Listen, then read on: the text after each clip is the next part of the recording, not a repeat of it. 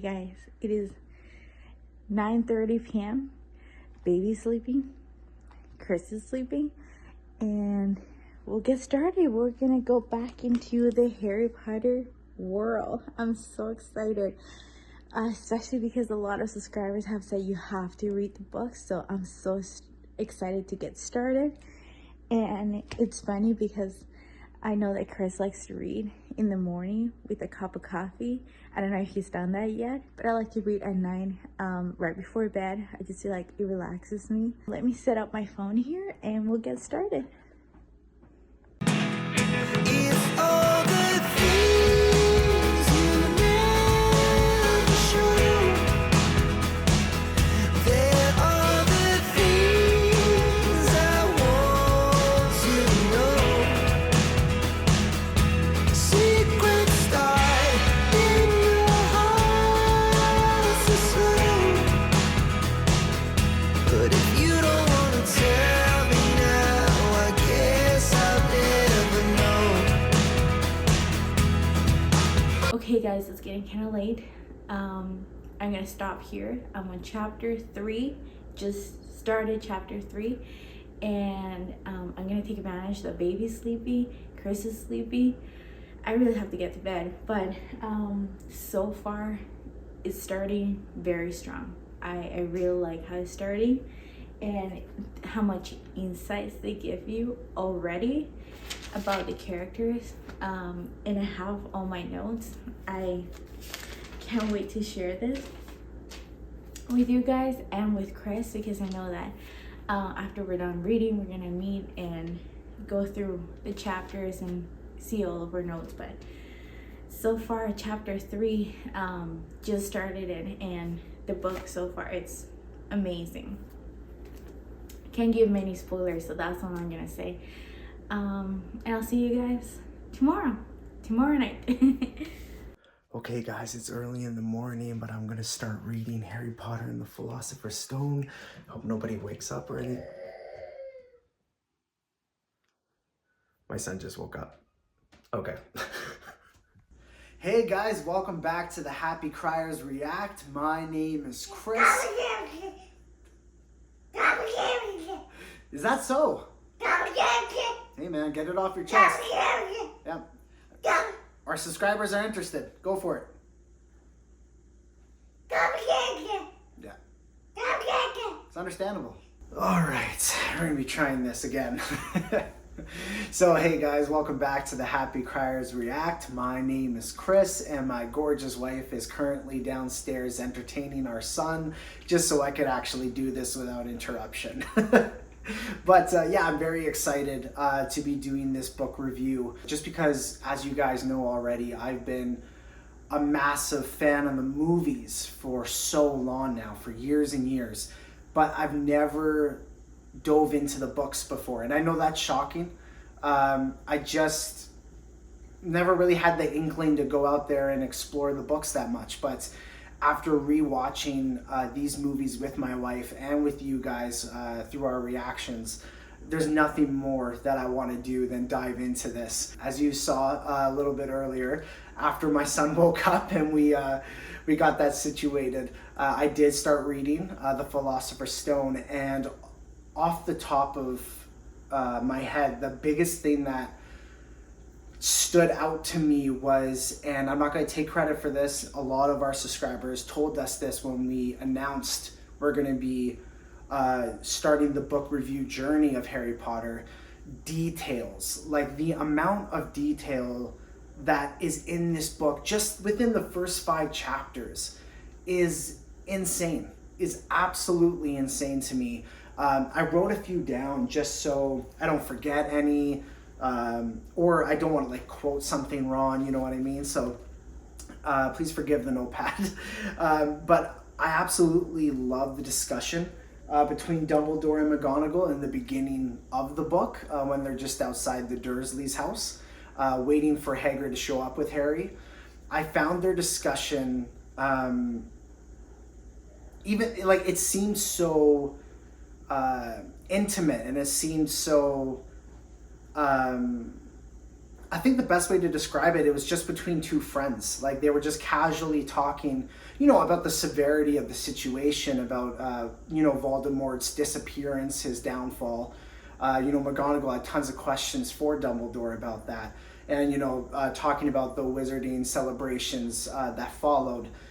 But I found their discussion so laid back and casual. You would only have that kind of discussion with a friend.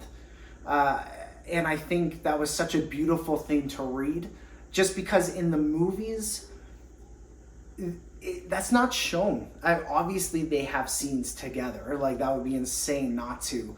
But having them just have this casual, laid back, slow tempo conversation was such a beautiful thing to read. And it really expanded my mind of, okay, wow, there's so much more about this universe expressed in the books that was not expressed in the movies. I found in this book so far, mind you, it's only the first 5 chapters, the humor.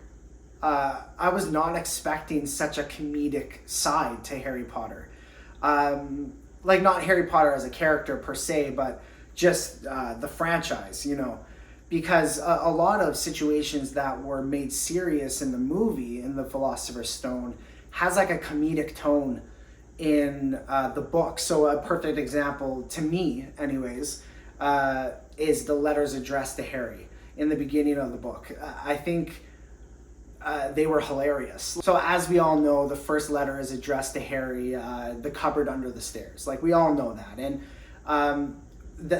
upon first hearing that, you're like, wow, like that is insanely specific. That's crazy. He knows exactly where Harry is, Dumbledore. But how they continued on in the book and they didn't continue on in the movie, showing the letters and how they addressed Harry, I think is hilarious. Like the second one that was addressed to him, it's addressed as the smallest bedroom. Like, I found that very funny, just because. And they don't dive into that. Again, they say in the Chamber of Secrets movie, we gave you Dudley's second bedroom out of the goodness of our hearts. And that's all they touch on it. They don't talk about that at all any further in the movie. So you kind of just assume to yourself, oh, okay, they grew a little bit of a conscience, I guess, and they gave him a bedroom. Just coming from the movie standpoint.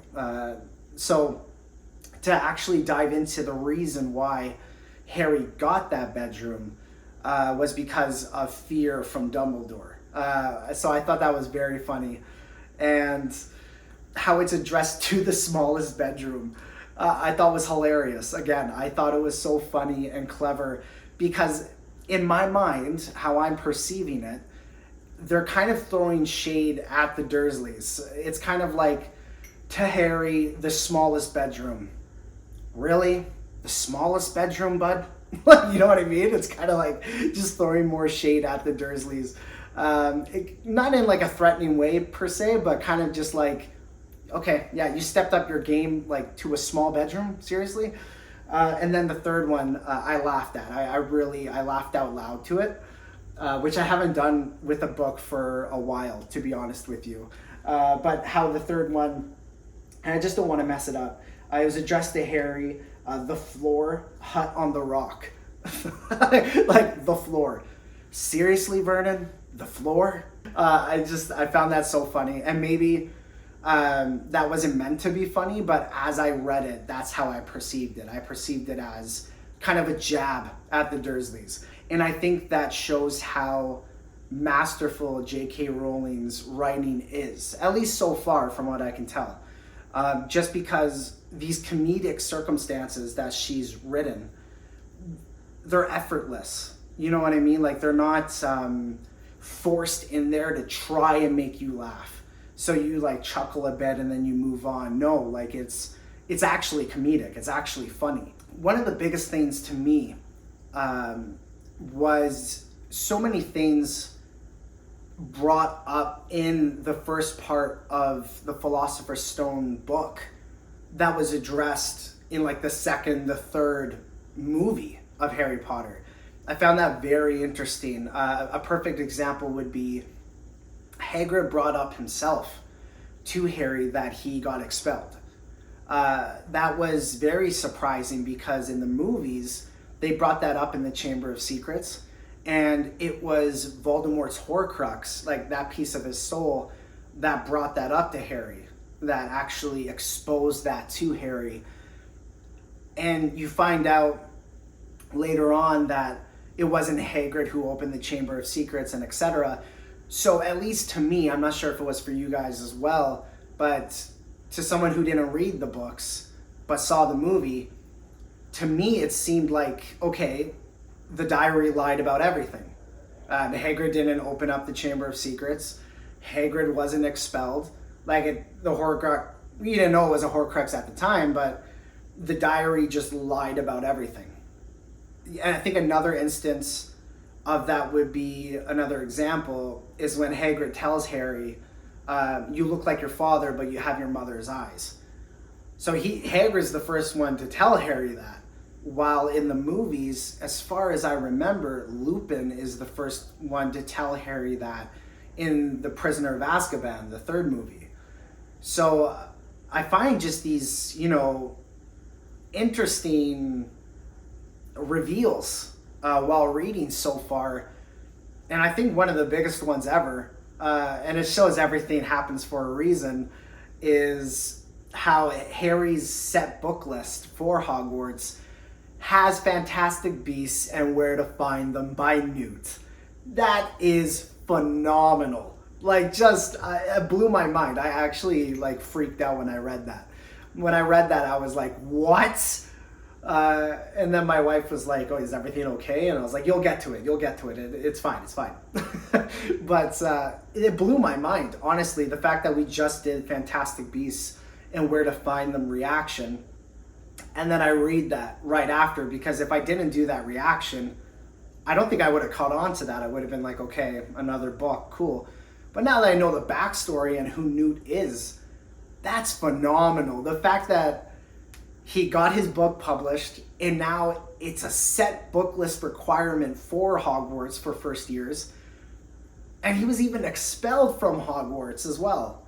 And now his work is mandatory. Even, you hear in the Fantastic Beasts movie that Dumbledore fought hard for Newt not to get expelled. So it makes sense now that Dumbledore is the headmaster, he wants Newt's work, which is very important. Newt's work is very important to shed light on these magical creatures, these fantastic beasts. I found that very surprising, like a huge shock, just a manifestation from J.K. Rowling in this, in this character that she probably just made up on a whim. And then years later, she was like, no, there's something more to this I can dive into. At least that's what I perceived from it. I thought that was very cool. Last but not least, this is my last fact before I continue on reading and then update you guys later. How the Ministry of Magic went to Dumbledore first and asked him to be minister. That is absolutely insane, but makes the most sense, if that makes any sense. And the fact that Dumbledore turned it down to stay at Hogwarts, and then they're like, okay, we'll give it to Fudge then. And how Fudge sends an owl every morning to Dumbledore asking for his advice. It just speaks to how amazing of a character Dumbledore is. Like, he's just this gigantic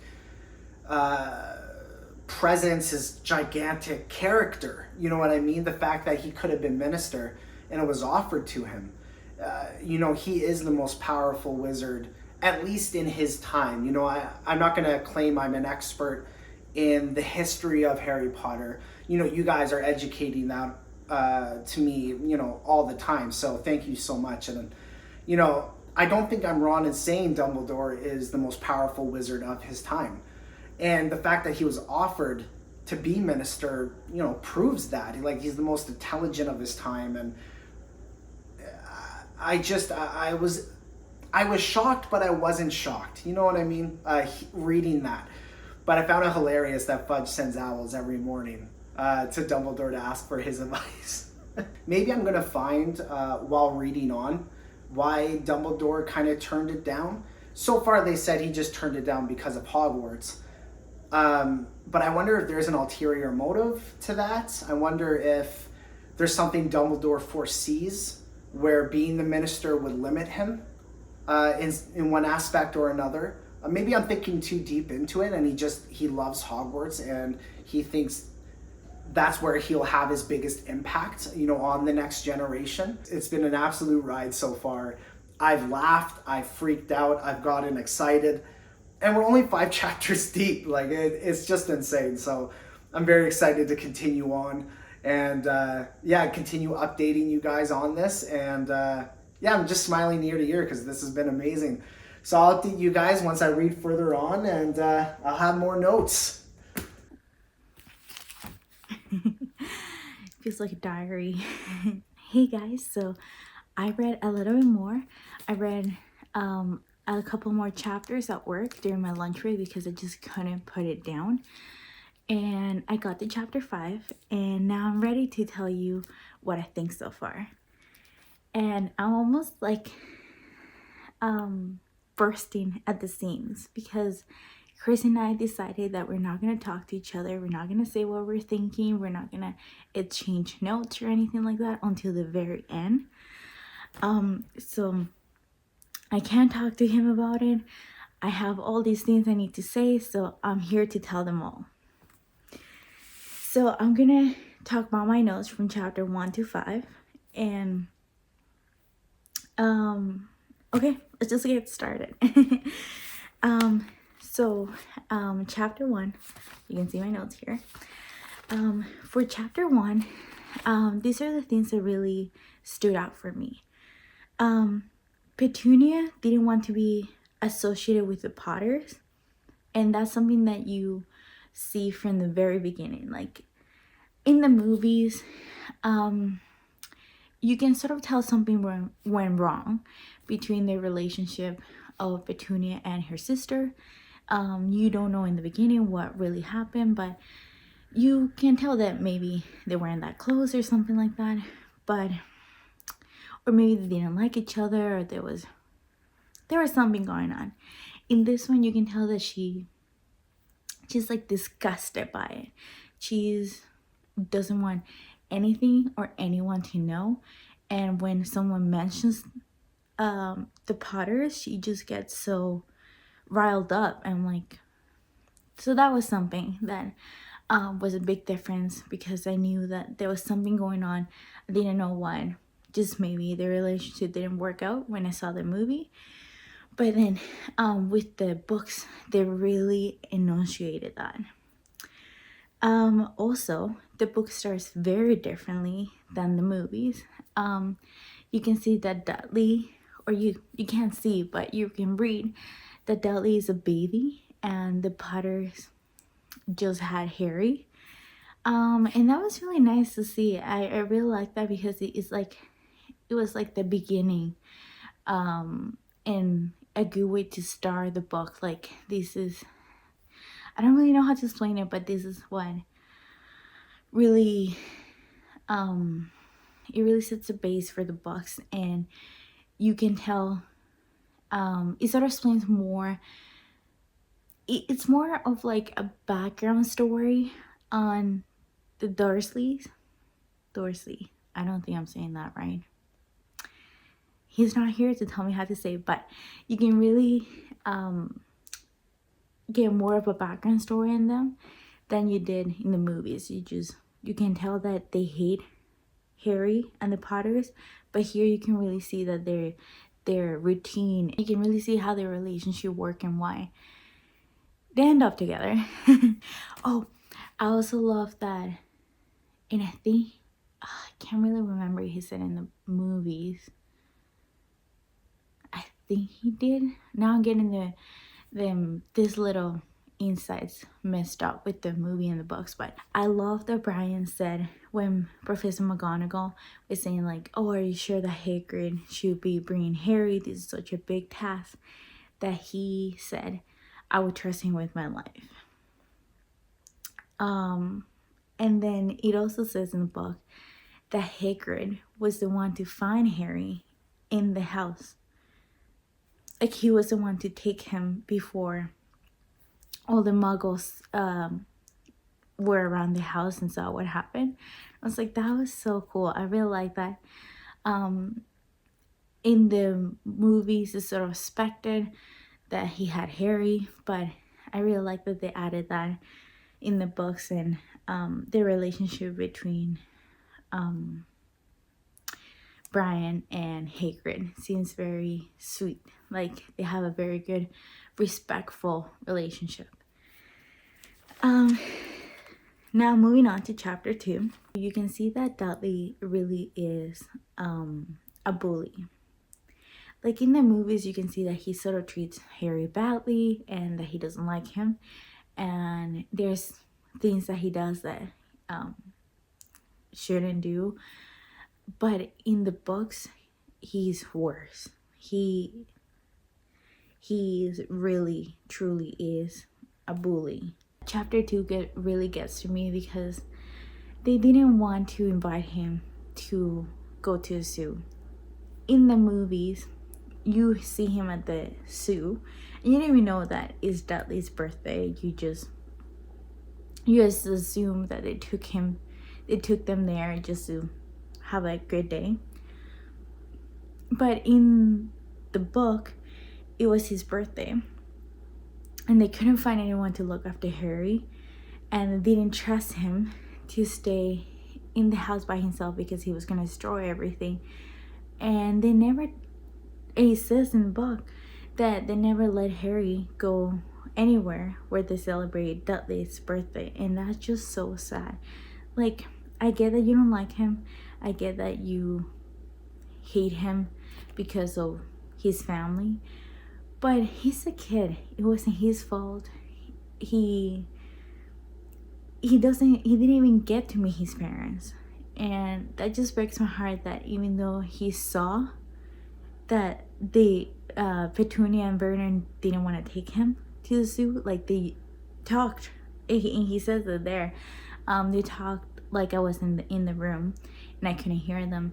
They talked to him about him about not taking him or what they were gonna do. And even though all of that happened and they had to take him anyways, Harry was thankful that he was going to the zoo, and he was just excited, and that just broke my heart. Chapter 3, Letters from No One. This chapter was very similar to the movie. There wasn't much that I could highlight except for the part that they went to a hotel, which is not shown in the movies, and then they went to that tower in the middle of the ocean. That was shown in the movies, but the fact that they stayed in a hotel and they seemed to be eating like leftovers and things they had and making do, it's funny that they were suffering just so Harry would be suffering. Like, they would do anything for Harry not to get what he wanted. They would suffer themselves, especially when they were in the tower and they said that they created a little space for Dudley, and they went to the bedroom, a lumpy bed in the bedroom right beside them, and that Harry had to find a space on the floor to sleep. So yeah, that was nothing that I could really highlight except for the hotel, and more of like understanding that it wasn't just that they wanted to get away to this tower because they didn't want Harry to get the letters, but they also wanted him to suffer, and they would go through anything to do that, even if that is suffering themselves. Chapter 4, The Keeper of the Keys. This is when Hagrid makes his big entrance. It's very similar to the movie. And I like that they try to make it as similar as possible, especially the tail when Dudley gets the pigtail, and the way that Vernon and Petunia were petrified and they didn't want, they were sort of confronting Hagrid, but Hagrid, it's Hagrid, so of course it's gonna win. And even the countdown for Harry, the cake, everything, I love seeing that in the movies. The only thing I would say is that Hagrid seemed to be more angry in the books than he was in the movie. In the movie, he seemed annoyed that Vernon and Petunia didn't tell Harry, not Hagrid, Harry anything about being a wizard and his parents and how they actually died. He seems more annoyed in the movies, while in the books he seems angry that they didn't tell him. Like he keeps going on and off about like how they didn't tell him and all these things. That that was it was nice to see Hagrid being so and not angry but passionate about Harry and his world, that he was more expressive about it. And it's something that, you know, you're getting to know this person like Harry, and you're telling him like you're coming to Hogwarts, the best school in the world, and you're gonna learn from the best teachers and all these things, and he doesn't know anything about it. He doesn't know about his legacy, he doesn't know about his parents, he doesn't know about anything like that. So that would make you mad, especially you've left this baby with someone you think you can trust, and that they just don't tell him anything and lie to him by saying that his parents died in a car crash. Yeah, that would make me angry. So I like that he showed it more in the books than he did in the movies, because in the movies he just seemed kind of annoyed and he was like, okay, well, I'll tell you anyways, when I was like, that is a huge thing. You're not telling this kid anything about his family. So now moving on to chapter 5, Diagon Alley. It's a big chapter. I love that one of the books Harry has to get is Fantastic Beasts, because we just watched that movie Fantastic Beasts, and it was such a great movie. So I love that they make that little reference. And now, like, you know, watching Fantastic Beasts and being in that world and going back to the Harry Potter books by reading the books, I smile when I saw that. Now something big that happened in this chapter that didn't happen in the movie is that Harry was talking to a boy when he was getting his cloak when he was getting his cloak fitted. And by the way this boy is talking, they don't say who it is in the chapter, but the way this boy is talking, my theory is that is Draco. And that's huge, that they met even before they were at Hogwarts, and the way that he wanted to sort of have a friendship with Harry and he was just curious about him. It's like maybe they could have become friends before going to Hogwarts, if that makes sense. If Harry knew what he was talking about, because he was talking about like Quidditch and the houses, and Harry doesn't know anything about it. So I think he felt shy to say anything about it, but maybe he did. They could have. And Draco was being Draco, but he wasn't being horrible like he is later on in the movie. So yeah, that was really cool, and to see their interaction, and that Draco didn't know who he was. Oh, another big thing that happened in this chapter is that Harry went back to Petunia's and Vernon's house for a month. And that's big. That's crazy, because I thought that after he went to Diagon Alley with Hagrid, that was it. He wouldn't see them again, and especially in the movies, like he wouldn't see them again, and he would just go straight to Howard's. But in the books, he went back, and it's the summer, so he went back for a month, and they knew that he was going to Howard's, and he knew that he was a wizard. So I'm really interested to see what happens now, because I want to see, what do they do? Are they scared of him? Does he practice magic with his books? I know he doesn't know anything, but maybe he could read something off the books and try it. That's something I didn't think would happen. And I guess in real life, like it would happen in real life, but if this did happen to you in real life, you would go back because you wouldn't have anywhere to stay in the summer, and then you would wait until September to go to the school. So that was interesting. I'm really excited to see what happens now in chapter 6, the journey from platform 9 3/4. I still have to read that, and I really can't wait, but I wanted to give my review on the first 5 chapters and just like highlights. I know Chris and I will go over it and say the things that we think about it and go over them a bit deeper, but just the highlights that I have so far. And yeah, so I'm gonna keep reading, you guys, and I'll see you guys in my next review. If all the things you never show,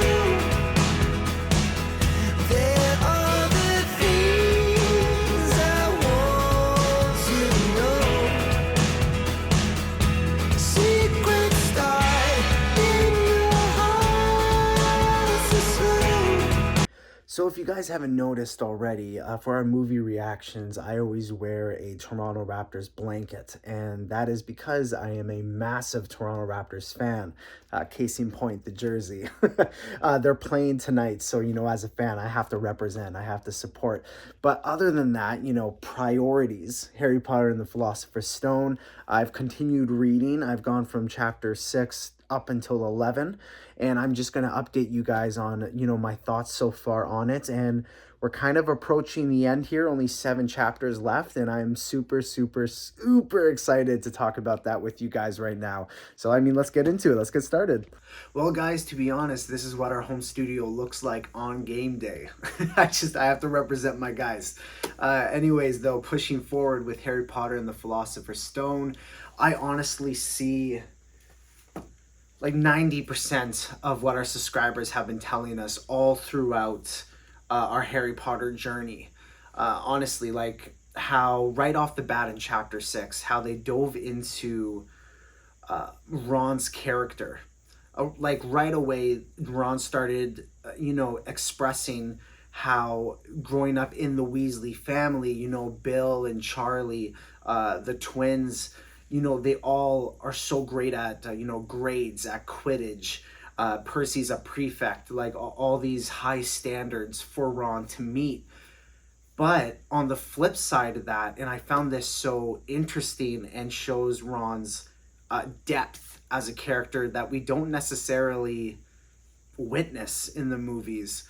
It was when Ron told Harry, even if I do achieve all these things that my siblings have, it still won't mean anything because they did it first. And even though that's not a direct quote, that pretty much sums up what Ron was expressing to Harry. That's so deep when you think about it, right? It's a matter of you're damned if you do and you're damned if you don't. It's that paradox that Ron's stuck in, right? Where he wants to become his own person, but achieving these milestones don't really mean anything even to Ron because they've all been achieved before. And that explains a lot of Ron's actions later on, at least in the movies, because I still have yet to read those books. I found that very interesting and very important to Ron's character arc, his character development. they really skipped out on that in the movies. And as somebody who's seen the movies over and over and over again, I could never figure out why Ron acted the way he did, especially in the Goblet of Fire. And I know that, some people can just chalk that up to teenage hormones. And, I did as well. For years, I just was like, well, teenagers. But even as a teenager, I didn't act like that. I didn't act the way Ron does, with the jealousy and, you know, treating Hermione the way he did that night. I don't want to dive all into it because I'm sure the book has its own version as well. But I couldn't relate to that because even as a teenager, I never would have acted like that. So I had a very hard time relating to him.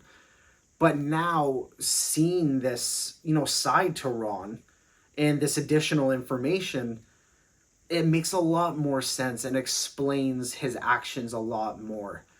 One of the coolest things so far in the book that I've read is how they touched on the Bloody Baron. Now, because of bonus reactions we've done in the past, primarily they were on Patreon, so unfortunately they're not on YouTube. But we did a reaction to the Bloody Baron and Helena Ravenclaw's story. Insanely poetic. Like I could talk about their story for hours. I really could, and I think I've really annoyed my wife with that because when we first watched and reacted to that story, my jaw was on the floor. Like it just blew my mind how the Bloody Baron was in love with Helena to the point of aggression, to the point, of violence, and she rejects him as she did, times before while in Hogwarts. But in the forest, she rejects him one last time and doesn't want to go back with him. And he goes into a flat out rage, just a blind rage, and stabs her, which I found very personal. The fact that he was a wizard and he could have did the killing curse with his wand, but no, I'm going to stab her and make this as personal as possible. And you could just see the rage that was within him. The fact that he wanted up close and personal with her. And then coming out of that rage, realizing that she's, passed on and that he's at fault, killing the woman he loves. And then he stabs himself and he dies along with her. That, wow. I mean, like, again, I feel like I'm rambling on now because I'm just, I'm enthralled with that story. I found it very interesting that nearly headless Nick, or Sir Nicholas, told the First Years that, and I quote it directly, he said to them, I've never asked. When questioned about the Bloody Baron and the blood that stained on his clothes, it just shows the mystery, especially if you've never seen that, video explaining their story or anything like that. It is a huge cloud of mystery as to why the Bloody Baron is who he is and why he looks the way he looks. Even the ghosts are too scared to ask. Wow, that just blew me away reading that. And how they attack it in the first book. Like, there's so much in this first book. It's surprising. It's honestly shocking. Now pushing on to Snape. My God.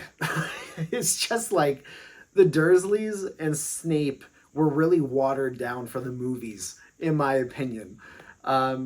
Snape is like 10 times harder on Harry on their first encounter in the book compared to the movie. Like, in the movie, it was more, you're not who you think you are. Like, I'm going to sun you right now in front of everybody and put you back in your place. But in the book, it's more just, I hate who you are. It's more like direct and aggressive. When he said, especially when Neville, his potion melts Seamus's cauldron, when they were trying to make a potion. And Snape said to Harry, thought he'd make you look good if he got it wrong, did you? Like, he just made everything Harry's fault, sorry. It could have been anything. It could have been that the roof collapsed and he would have been like, way to go, Harry. You know what I mean? Yeah, it's just way more direct and aggressive towards Harry. And what shocked me the most out of that whole interaction is Harry's response to Snape. The fact that he said, and I'm going to quote it here, I don't know. I think Hermione does, though. Why don't you try her? Like, whoa, what? What did Harry just say to Snape? Like, who are you, dude? That was very mind-boggling because Harry usually, especially for the first couple of movies, he takes everything on the chin. Like, he really doesn't stand up for himself at all. The only time he's ever stood up, it wasn't even for himself, honestly. It was to stand up for Neville to collect that Remembrall, and I'm going to touch on that in a moment. But to see him snap back at Snape, and I assume that what Harry said to Snape was sarcastic. You know, I don't think that was like, oh, maybe you should try Hermione. It was more like, dude, like, look to your left. If I don't know it, look at her. Look at this girl raising her hand to the ceiling. I think that's a perfect bridgeway to my next point on this, was that Harry stands up for himself a million times more than he does in the movies, the first couple of movies. Not to say that Harry was a doormat at all, but if you said something mean to Harry, he would never shoot back at you or stand up for himself. He would just, you know, take it on the chin and walk away, as I was saying earlier. But there was a couple instances where he really like threw it back at them. And, you know, the first example was when Draco took Neville's Remembrall. And when Harry flew after him and said to Draco, "No Crab and Goyle up here to save your neck, Malfoy." Whoa, like, just, who is this guy? Just throwing shade at Draco. And when he said that, Draco was worried. Like, I remember reading that Draco was worried because Harry was right. There's no one up here to save you, dude. You're on your own. What's up? I found that like way out of character is not the right way to phrase that, because book Harry is years before movie Harry, right? So book Harry is the accurate one. It was just such a huge contrast to what I'm used to with the movie version of Harry. And another instance would be, you're a lot braver now, you're back on the ground, and you got your little friends with you. Like, Harry said that to Draco again. He's like almost like bullying him in a way. Not really bullying, sorry, but it's just more, damn, like, it's just like shot after shot, jab after jab. If you took book Harry and V'd him up against movie Draco would crumble. He wouldn't stand a chance against this kind of Harry. Now, this is a big one. This is something that a lot of our subscribers pointed out again throughout the entire journey of our reactions to Harry Potter, that Harry and Ron were absolute best friends. Like, the definition of best friends. In the movies, I gotta be honest with you guys, in the movies, it you don't see a lot of that. You see them, you know, conquer things together, and, you know, they obviously have a bond because of that, but you don't see a lot of friendship there. I think in the deleted scenes of the Deathly Hallows Part 1, no, it was the Deathly Hallows Part 2, sorry, where Ron took a polyjuice potion and had a disguise, and he had a beard, and Harry tugged on it a bit. And I remember saying to Daniela and to you guys, like, that's a best friend moment. Like, that's what a best friend would do to another. Like, you would, you know, tease them and tug the hair a bit, and maybe you'd say something like, you know, if only you could actually grow that, or something. Like, that's a best friend kind of thing. But it was a deleted scene, so you don't see that much in the movies at all.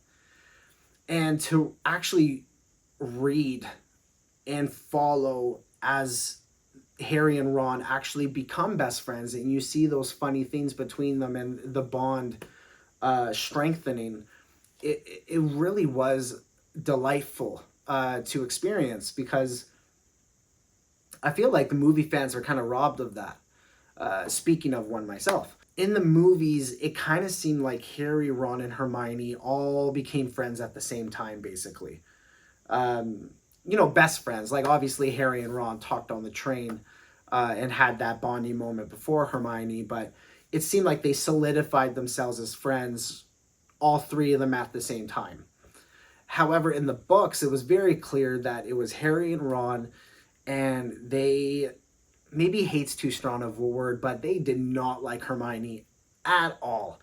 Like, there was a moment in the book where Hermione got so upset with Harry and Ron that she shut them out for 2 months. Like, for 2 months. Like, that's insane. And then when she finally did decide to lecture them after those 2 months, not even speak to them, to lecture them about the Nimbus 2000, it wasn't, I quote, Harry saying, "I thought you weren't speaking to us." And then Ron says, "Yes, don't stop now. It's doing us so much good." And then Hermione marched away with her nose in the air. Like, that's, yeah, they really, it wasn't just Ron. Where they make it in the movies where it's literally like just Ron hating on Hermione.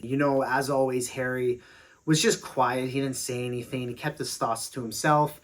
And you don't really see Hermione bothering him that much. He's just, going with the flow, doesn't want to talk about it, whatever. And then it's Ron really, like, not okay with Hermione at all. But in the books, you see that it's both of them. It's Ron and Harry who can't stand this girl, this know-it-all girl. And that's how they described her. The Quidditch. Wow.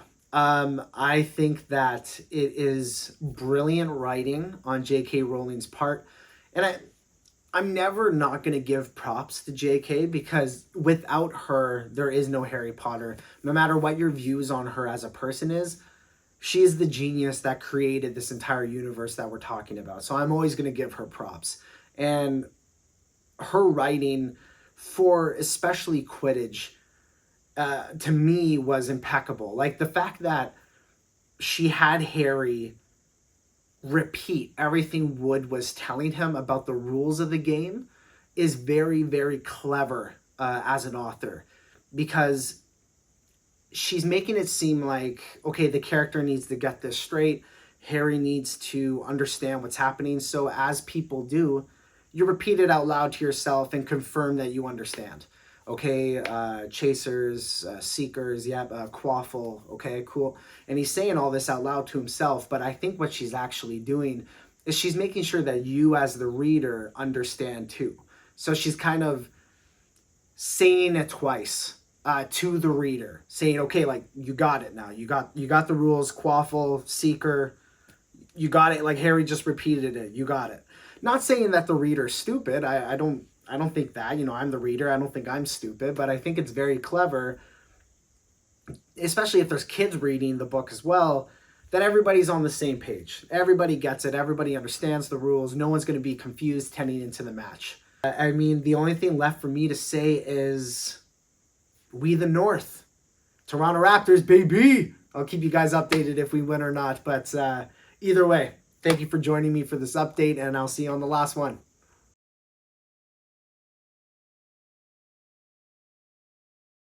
Hey guys, so today was a long day. I'm not gonna lie. It was one of those days. But what kept me going is coming here to talk about what I've read so far.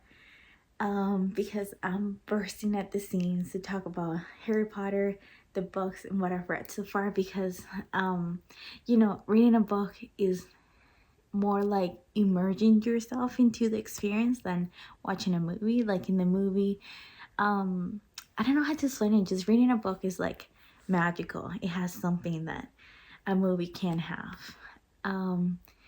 And also, Chris and I have sort of like a bookmark competition. I read and I put my bookmark, all proud of myself. And then when he has time, he grabs a book and he puts his bookmark. So all bookmarks just go and they get closer and closer and closer. So we have a set day where we're gonna sit and talk about the full book.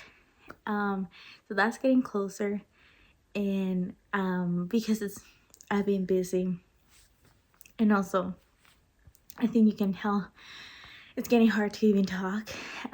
This late in the pregnancy, I run out of breath and I get tired more quickly, so I'm slowing down a little bit.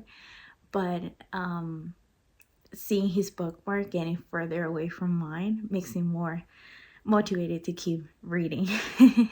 And also the books, like they're just amazing. And so okay, I'm gonna get into it then. So this is gonna be from chapter 6 to 10, and then from 11 to the end we're gonna discuss them together, as well as the overall book. But from 6 to 10, these are the things that stood out for me.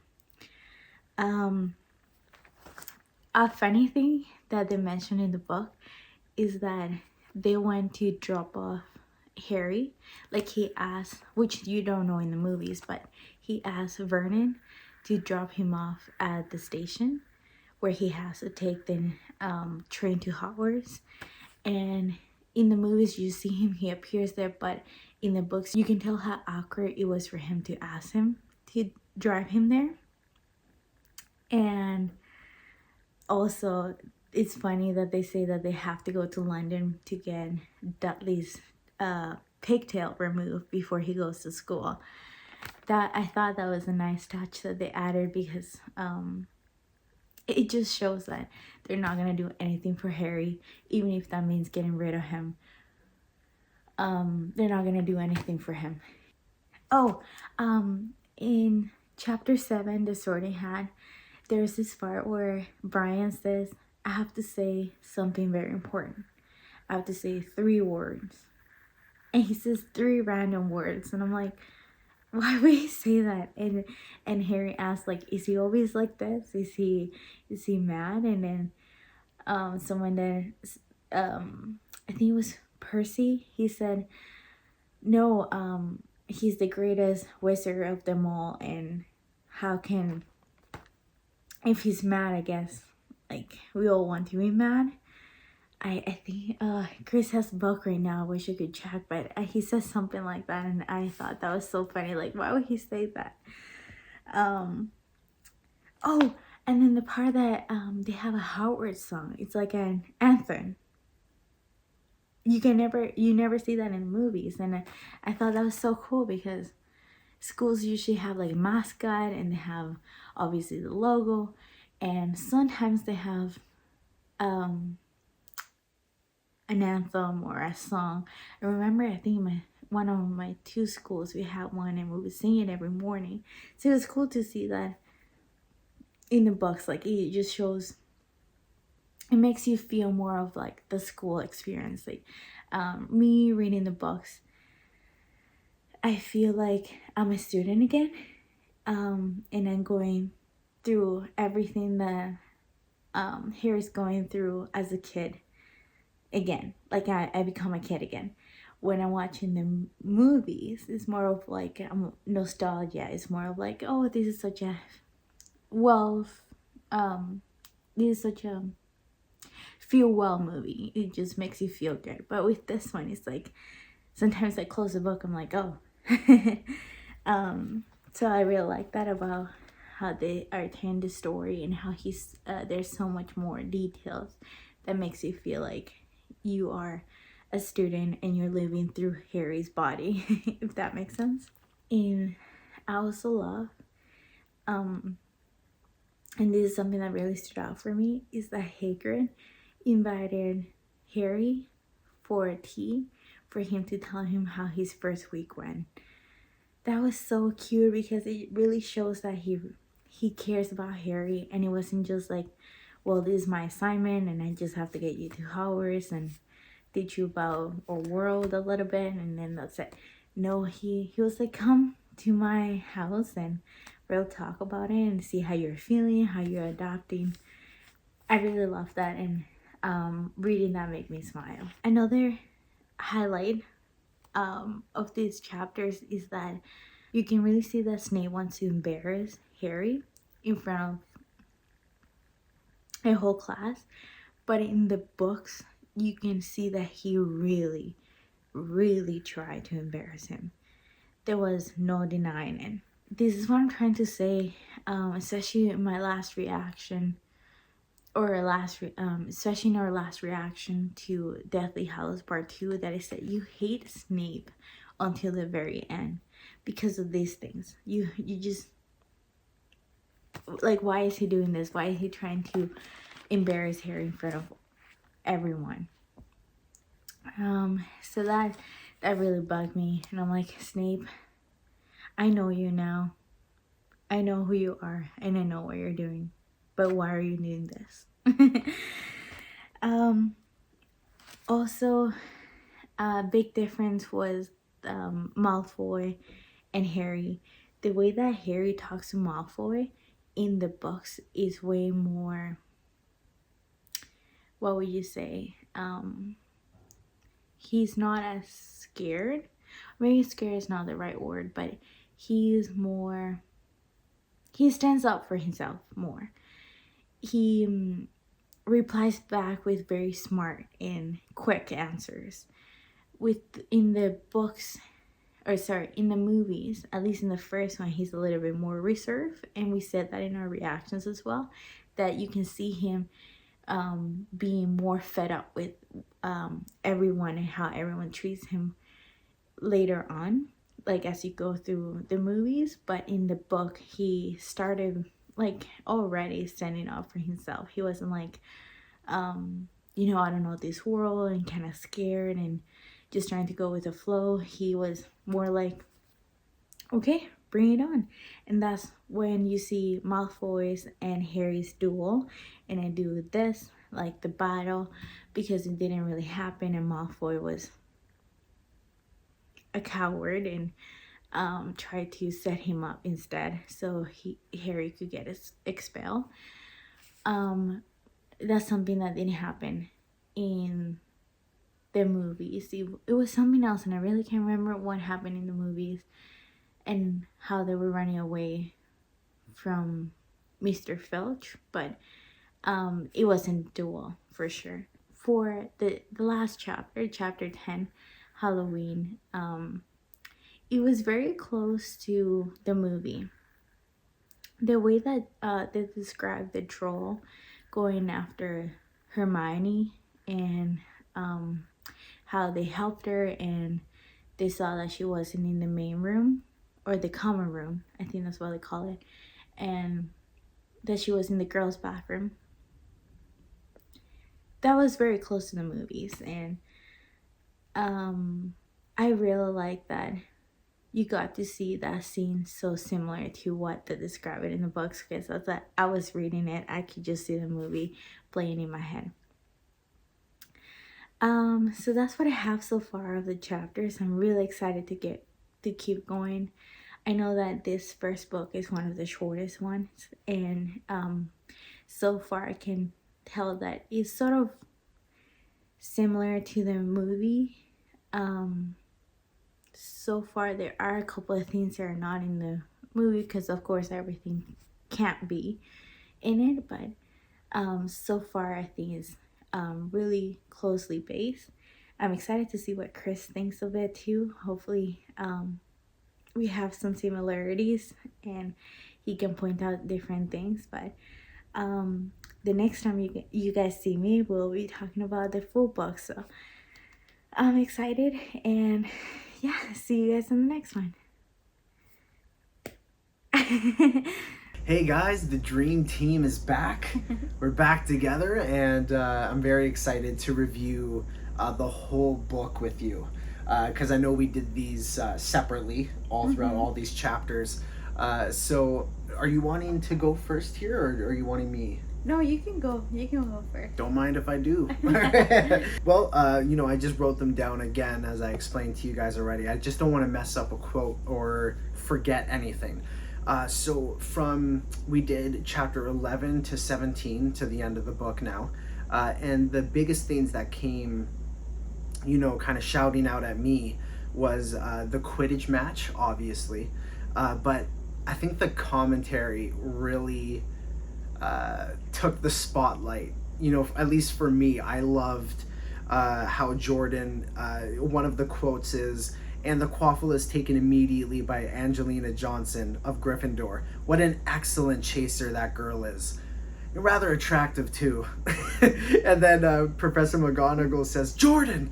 And he replies, "Sorry, Professor." That really stood out for me too. Right. Yeah, it's one of my notes. Oh, too. see? Great minds think alike. That would actually happen in a school.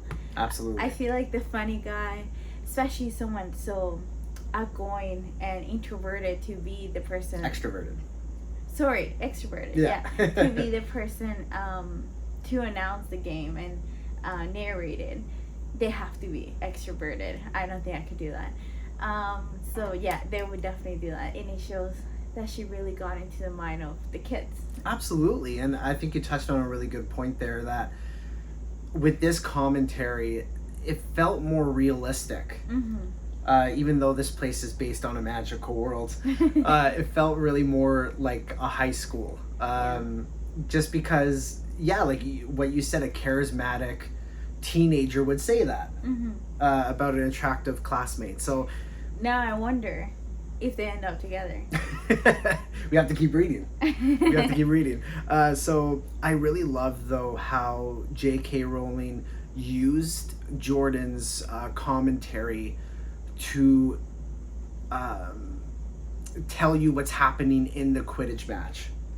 I found that brilliant writing, that she wasn't just like, okay, and the quaffle was thrown there, and then, they got points there. And no, she used Jordan's commentary saying, and the quaffle was taken by Slytherin, and then it was passed to Angelina. And then, so you're following the game, but as you would on the, listening to it on the radio or, something like that. I found that brilliant writing. Another thing for me was Hagrid and Molly giving Harry Christmas presents. And Molly made Harry a Weasley jumper for Christmas. Right. I have some thoughts about that scene. You want me to go? Yeah, absolutely. So I really found, I love that Hagrid gave him a little gift, and you can tell that he made it himself. Right. You can tell that Hagrid doesn't have a lot, but he's such a humble, sweet person. When he loves you, he loves you. Yeah. So I found that so sweet that he didn't have to, you don't have to give a student or Harry a present, and he really cares about Harry, so he did. So I love that. And then Hermione gave them gifts too. Yeah. She gives them candy, and I love, this is where I have mixed feelings about this. I love that Molly gave Harry a gift, because Ron said he got actually a little embarrassed, and he was like, "I'm sorry, I told her that you weren't expecting any gifts, so she made you a jumper." Yeah. So I thought that was so sweet, because I definitely would do that. If I know one of my son's friends doesn't have anyone and they are not expecting anything, I would give them something. Yeah, I know you would. Yeah. So I love that. It just shows how much of a sweetheart she is.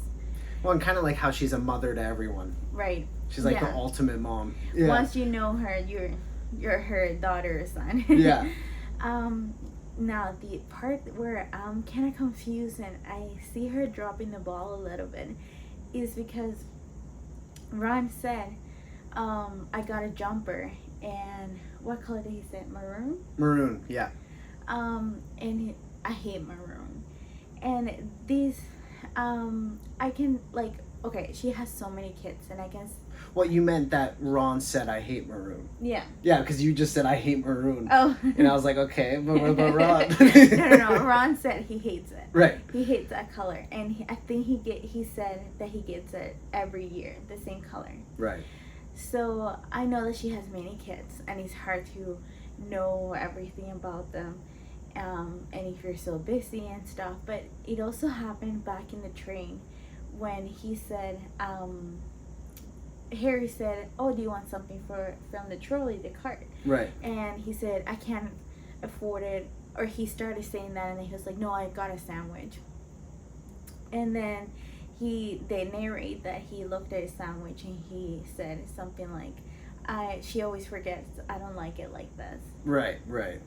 I can't remember the exact quote, but he did say she always forgets, I don't like it like this. And I was like, she keeps forgetting what he likes and what he doesn't like, and that must make him feel, especially since he's not the firstborn, he is one of 7.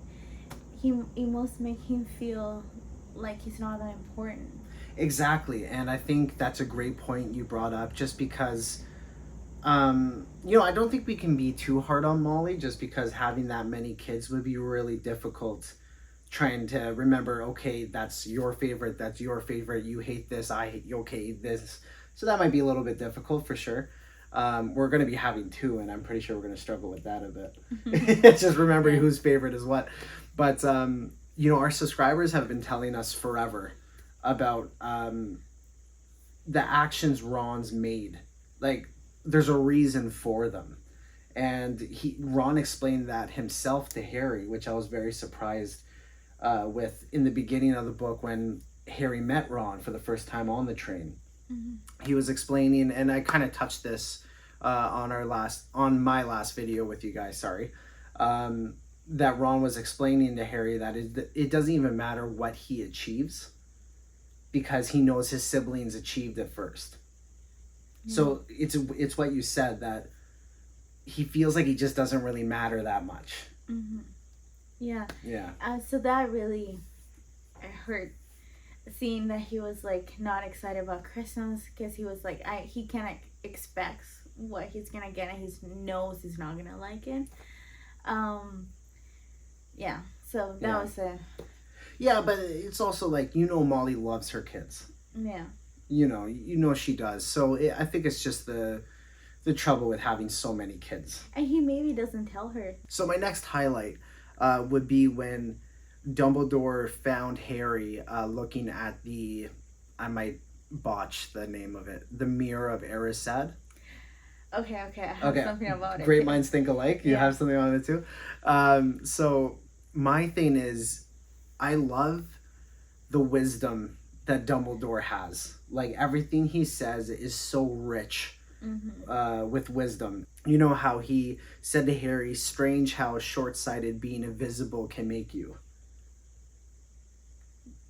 Explain. Like, short-sighted and then he's invisible, so the irony. Oh, okay. Right? Like, everything he says, I wouldn't say is a riddle, but it's like rich with wisdom. And then when Dumbledore also said to Harry, I don't need a cloak to become invisible, he's like subtly telling Harry, like, I'm that guy. Yeah. Like I don't need a cloak to be invisible. I can go wherever I want, and you won't know I'm there unless I want you to know I'm there. Yeah. Because Dumbledore is that powerful. So I love that, like, subtle flex he had on Harry there for a bit. I like that. And then also my one question I have from that scene is Harry asked Dumbledore what would he see. Oh, that's my note. Right, what he would see if he looked in there. And, he didn't answer it, obviously. He did. But it was a lie. What if it's true? No, like, my note was that it was funny that he said he wanted socks. Yeah. Like, imagine, you have great Brian, such a huge, well-known, famous wizard. Right. And for Christmas, you give him socks, and that's all he wants, and he's happy as a kid. Do you know what, like, you can make the argument that he was being truthful in a way, because he does have that quirky side to him, where maybe he does really want socks, and he's the great Dumbledore, so no one gives him socks. Yeah, and he said, everyone gives me books, and I was like, poor Brian. I wanted to give him, like, really thick, fussy socks. Right, exactly. So I just asked myself, what would Dumbledore see? And I think, correct me if I'm wrong, or if it's explained later in the books, don't correct me, just let me get there. I wonder if Dumbledore would see his sister standing beside him. Wow, that's a big theory. I just think because I think that's a huge, probably Dumbledore's biggest regret is letting her die. Well, not letting her die, but having her die. So I could see when he looks in there, his sister comes beside him. And that would be something, like, I get that this was probably a joke, and even Harry said, like, he didn't tell me when he got back. Yeah, and Harry even acknowledged, like, it was a personal question. It was a very personal, and saying that to a kid and explaining everything that happened, yeah, like, it would just be too much. But I love that Brian has that quirky side. Yeah. That he wasn't like, oh, well, just go to bed, or it doesn't matter, too personal. He actually said something that made me smile. Exactly. If I was Harry, I would have bought or found socks and given it to him the next day. Exactly. You know, I think the biggest difference between the Dumbledore in this book and the Dumbledore in the Philosopher's Stone movie, I just felt like in the book, Dumbledore was more quick-witted. Mm-hmm. You know, Yeah. he was a lot funnier, and I have something about that, actually. oh my gosh, great minds. Should I, like, it's not in one of these chapters. Do you want me to say? Well, it's a whole book review, so go for it, yeah. Okay, so there was, when he was talking to McGonagall, that first couple of chapters where they were talking about Tom dying and people were celebrating. I remember him saying a couple of jokes there, here and there. Right. But the one that stood out for me was when he said, "Oh, can I quote it? Can I Yes, go?" yeah, Okay. absolutely. Okay. I'll put the music and speed this up. Yeah, it's gonna take a bit to find it. Hold on. That they say, Brian got to his feet, and yes, I read Brian when I see this. He was beaming at the students, his arms open wide, as if nothing could have pleased him more to see them all there. "Welcome," he said. "Welcome to a new year of Hogwarts. Before we begin our banquet, I would like to say a few words." And here they are. Oh yeah, right, right. Newt, Blubber, Oddment, Tweak. Yeah, someone in the comments, please explain that below. I have no clue. And then Harry asked Percy, Yeah. "Is he a bit mad?" And he said, "Mad? He's a genius, best wizard in the world. But he's a bit mad." Yes. Right. I mean, aren't geniuses all mad in a way? And he would never say that in the movies. Like, he was funny. There were parts, like, here and there, but he was such a big, knowledgeable, wise person. But in the books, like, why would he say that? I just laughed so much. I was like, that's not the Brian I remember, but I like it. Right, exactly. No, I agree with you. Mm-hmm. So a next one for me would be, oh guys, okay, so this is the one where this part in the book sends shivers down my spine in like the best way, not in a terrifying way, and it gave me goosebumps. It made me just really fall in love with the book, so I'm gonna just read it here so I don't mess it up. It's Harry had reached the shed. He leant against the wooden door and looked up at Hogwarts, with its windows glowing red in the setting sun. Gryffindor in the lead. Gryffindor in the lead. He'd done it. He'd shown Snape. Now, obviously, that happened right after the Quidditch match, and Gryffindor won. But that moment in the book, J.K. Rowling painted such a vivid picture of what it would be like leaning up against the door and looking up at Hogwarts and the setting sun bouncing off of the windows, and it's red, because it's setting. That was just beautiful. I found that so beautiful, and I could picture it. Like, I could picture myself looking up and seeing it and witnessing how beautiful it looked. I got goosebumps. I love this book, and I think it's not only because of that, but that really amplified my love for this book. And then obviously, the big reveal, how it's Quirrell.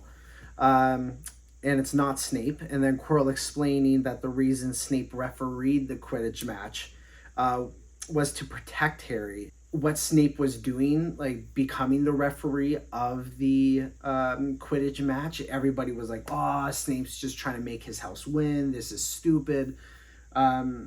Snape didn't care what everybody else thought. He was like, I'm going to protect Harry because I know Quirrell is up to something.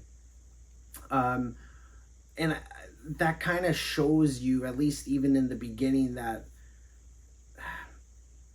Snape doesn't hate Harry with everything that he has, right? That he's willing to go to lengths, become very unpopular with everyone to try and protect him. He may not like Harry, but he definitely doesn't wish, for him to be dead or anything. Yeah. So my only question would be, though, Quirrell was aware of this as he explained it to Harry when they were in front of the Mirror of Erised about Snape's intentions refereeing the Quidditch match. Wouldn't that, because Voldemort was attached to Quirrell, wouldn't Voldemort be aware of Snape trying to stop him from coming back? That Snape was trying to protect Harry to stop Quirrell from hurting Harry? Or would Voldemort just see that as Snape playing his part as the double agent? Well, I think you're right. He might have some doubt. But I think what seals the deal for him is him later on, as we know from the movies, killing Brian. Because I remember Dumbledore saying in Snape's, memory when Harry checked it out checked it out is so casual, but saw it in the pensieve, that Dumbledore said, in order for Voldemort to trust you completely, you'll have to kill me. Yeah. Okay, see, that makes sense. Thank you for answering that. Yeah, I'm not sure if that's actually... we have to keep reading to see if there's more hints and details. Right. Oh, a big part, actually, that I think one of our subscribers actually told us in the beginning of our Harry Potter reactions, and it kind of is proof of how they took away certain lines from characters and gave it to Hermione, maybe to strengthen her character a little bit more, at least for the movies. The perfect example would be fear of a name increases fear of the thing itself. Dumbledore says this in this book we're reading, The Philosopher's Stone, but Hermione says it in the Chamber of Secrets movie to Lucius. Remember, at the bookstore. So I found that very interesting that they took something as wise as Dumbledore would say and gave it to Hermione. Yeah, it doesn't sound like something she would say. It always threw me off when she said that in the movie. I was like, wow, I guess she read that somewhere. Yeah, and she's always... Well, I noticed that too. That Ron is always the one to say to Harry, don't say his name, don't mention it. She never says anything about that. Right.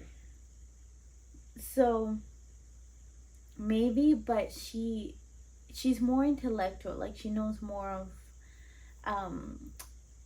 she's very smart, but Brian is wise. He would say something like that. So yeah, that was kind of odd.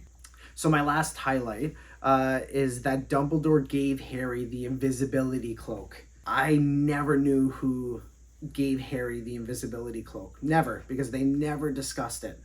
Granted, maybe I should have started reading the books a little bit earlier to have that answer, but I love how they give you that answer in the first book, because that drove me mad. Yeah, no, I agree with you. You don't know from the movie. It has a scene where you see the cloak and the note. Yeah.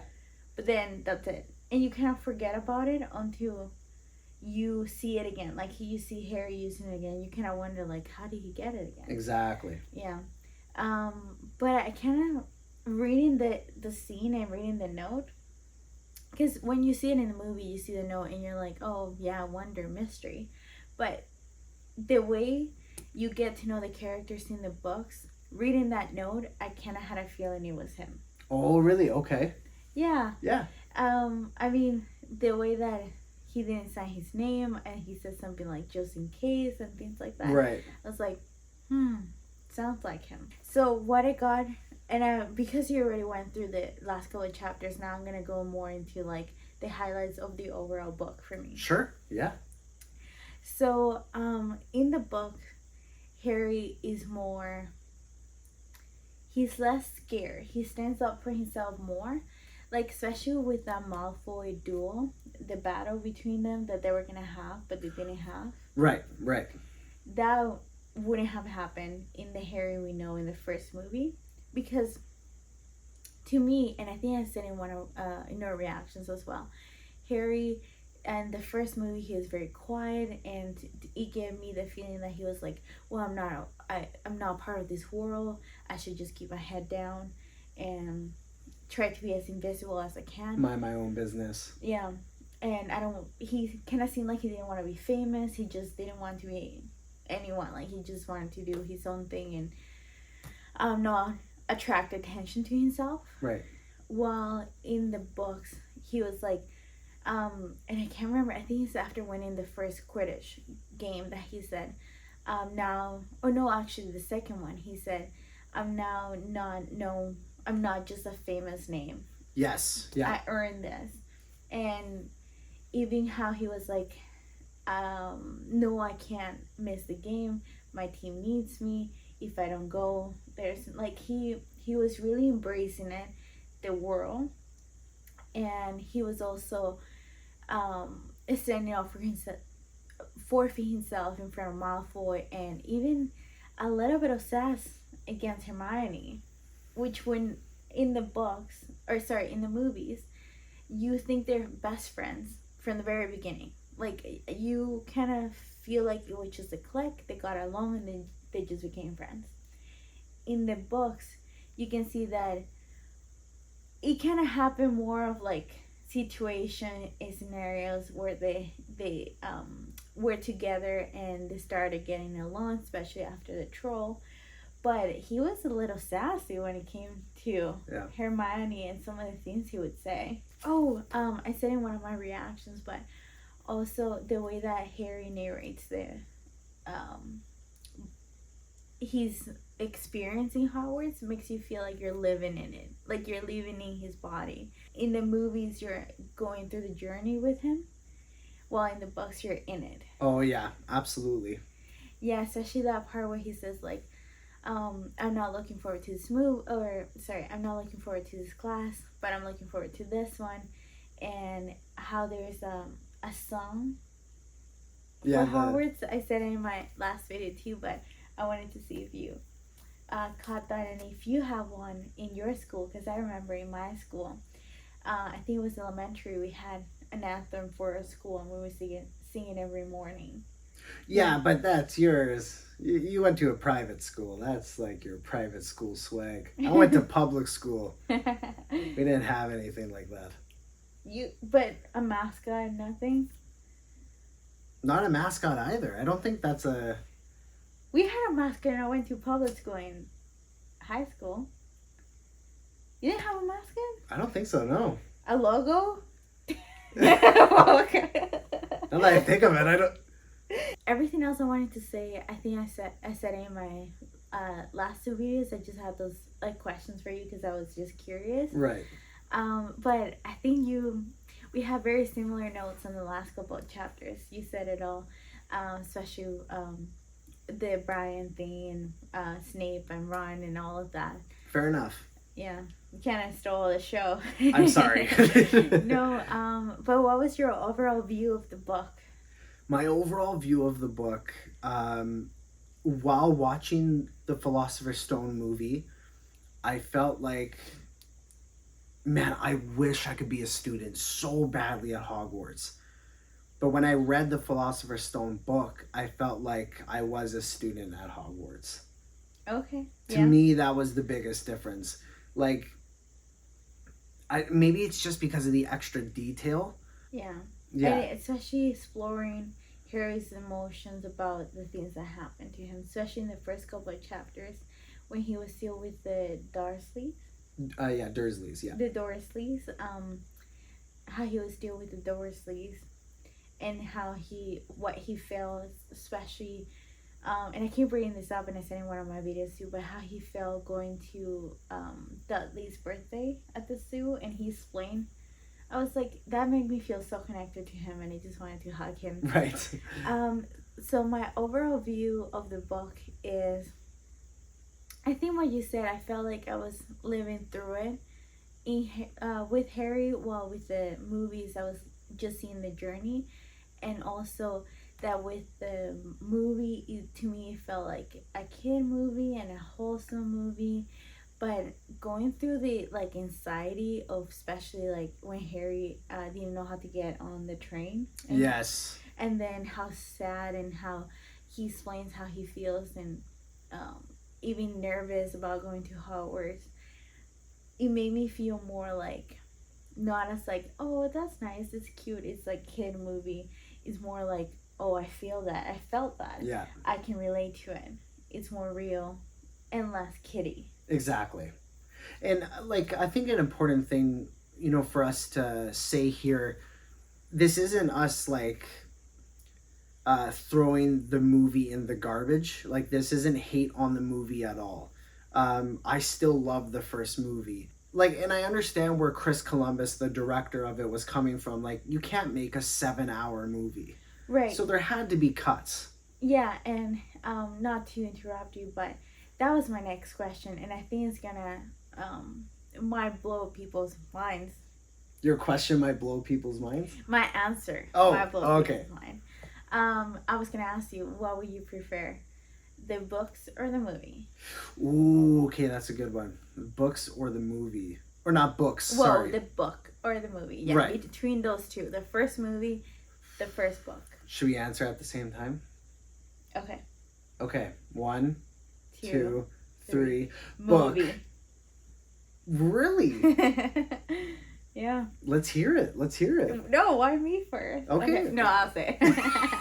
Oh, me? Yeah, okay. I can't wait.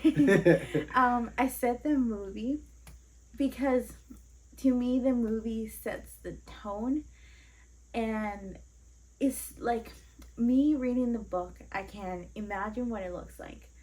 I can. She's so good at describing it, you can imagine it. But the movie, you can see how magical it is come to life. Right. You know what I mean? Like, how crazy it is to see these kids flying on broomsticks, and seeing how Hogwarts actually looks, and it just, to me, I just needed to see it. Yeah, absolutely. And I think that was a great, not to cut you off, I'll give it right back to you, but a great point of that was Quidditch. Again, amazing in the book, but to see it being brought to life in the movies,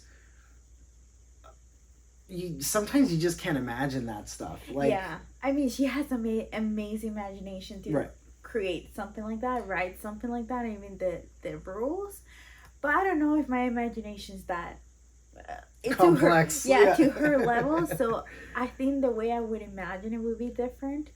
So because I saw the movie first, I knew how to read the book. Yeah. But reading the book for the first time, at least for me, I would have tried to imagine it. It maybe would have been a little complicated and maybe not felt as connected as they did with the movie, because it was like, wow, that's insane. Look at that. And seeing just the magic come to life. I just needed to see it. So that's why I chose the movie. You're right. Like, what if they explain Quidditch and... like, you imagine like something that's completely wrong, and then you watch the movies and you're like, oh. You know what I mean? Yeah. Where's the horses? Like, it's just completely... Yeah, so I mean, I think an argument can be made for that. But and even even the brooms, like how she explains is like the Nimbus 2000? Nimbus 2000, yeah. The Nimbus 2000, I was like, I would have imagined it that it would be like way different than the other ones, and it would have like a motor or something. I don't know, just a different, or like a cushion seat or something to make it that much. But it was just that it was faster, and they explained that in the book, like what the features were. But I was like, I don't know, to make it that much, and how everyone's like desiring it. I was like, does it have like a different seat or? Right. No, that's fair. And I think that's valid points you brought up. The reason why I chose the book is because, again, like, my experience was so vastly different reading the book than it was watching the movie. I don't want to sound like a broken record, but really reading the book, I felt like a student. And I'm so excited to start on Chamber of Secrets. Yeah, we got it already, so we got it. Yeah, absolutely. I mean, is this the end? Yeah, well, those were all my notes. And, oh, the last thing I want to say is that I know that this is one of the shortest books. At least the second one looks a little thicker. And I think we're going to get to the ones that are thicker than that. But overall, I think they did a great job with putting the most impactful, the bigger scenes in the movie. Right. I felt like most of them were in the movie. It kind of felt like almost a movie, but with this very quick, with this little things that you wouldn't see. Okay, guys, let us know in the comments below what you thought about the book when you read the book for the first time and how much it changed your life. Because, hey, like, this book was really life-changing. Well, I have a question for them. How different was how you imagined the book to be in your head to the movie? Yeah, if you read the books first and then saw the movie. Yeah, it's a really good question. Let us know below in the comments, guys. And thank you so much for joining us on our book review. And we will see you on the next one. Chamber of Secrets, baby.